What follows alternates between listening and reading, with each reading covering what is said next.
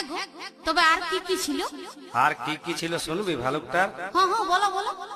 মুখেতে এক বোঝা দাড়ি নিয়ে, মুখেতে এক বোঝা দাড়ি নিয়ে, ওই দেখ চুষে চুষে গিলিছে। ও তোর আগ বাড়িটাই ভালুক ঢুকেছে, ও নুনুর বাবা গো। কি হইল গো?